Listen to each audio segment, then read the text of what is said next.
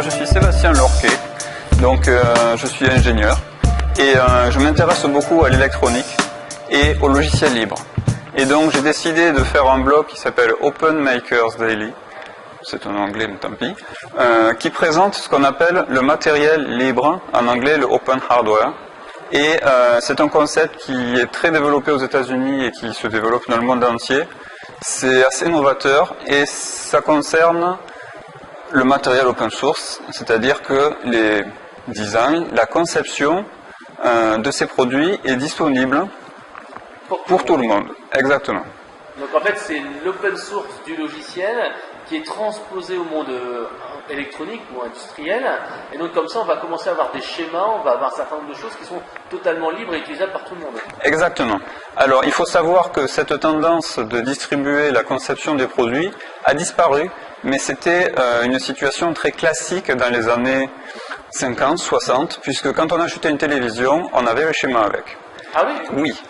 Il suffit de prendre un très vieil appareil, un poste de radio, et on pouvait à l'époque le dépanner soi-même, aller acheter une lampe dans le magasin du quartier, remplacer la lampe, remplacer les composants, et cette tendance s'est perdue. Ouais, parce que c'est des brevets, les gens voulaient protéger leur invention, ils ne voulaient pas que les gens fassent n'importe quoi, peut-être. Alors il y a ça, et je pense qu'aussi la miniaturisation de l'électronique a joué un rôle.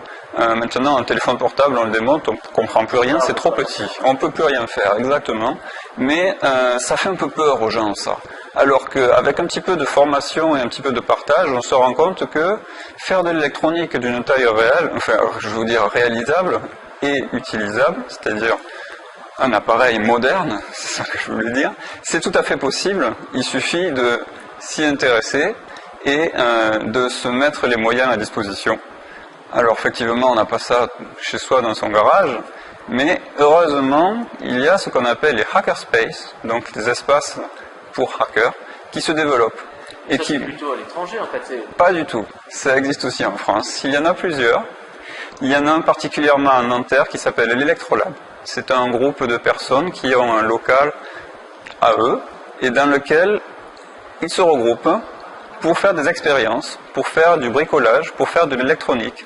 Donc je peux ramener ma télé ou mon iPhone pour le faire réparer? Oui, c'est sur un mode collaboratif, c'est-à-dire que tout le monde participe à la construction du laboratoire, tout le monde participe à aider son prochain, à aider les gens qui sont là. C'est une association qui a des règles très claires et très bien organisées.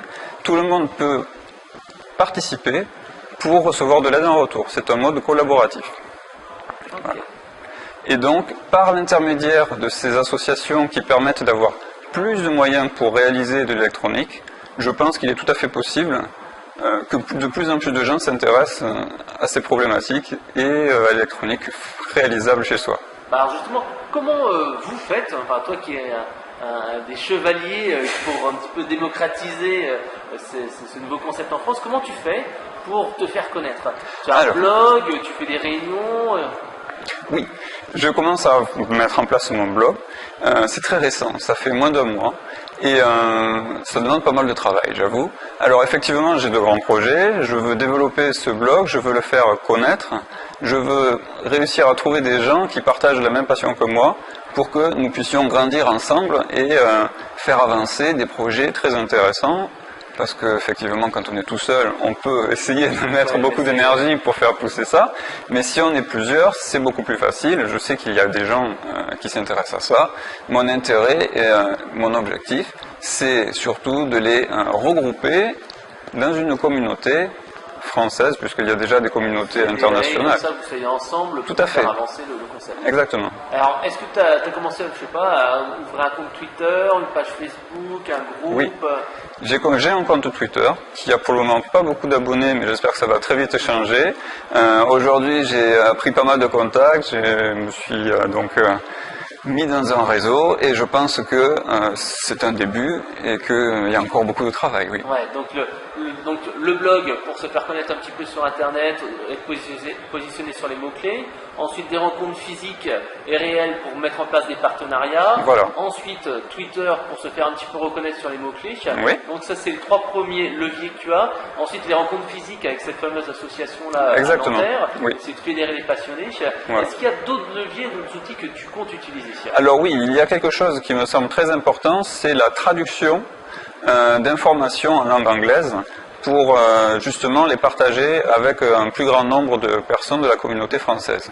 Il y a beaucoup d'activités en langue anglaise et je pense que ça mériterait justement de montrer que la France participe aussi dans ce domaine et qu'il y a des choses à faire.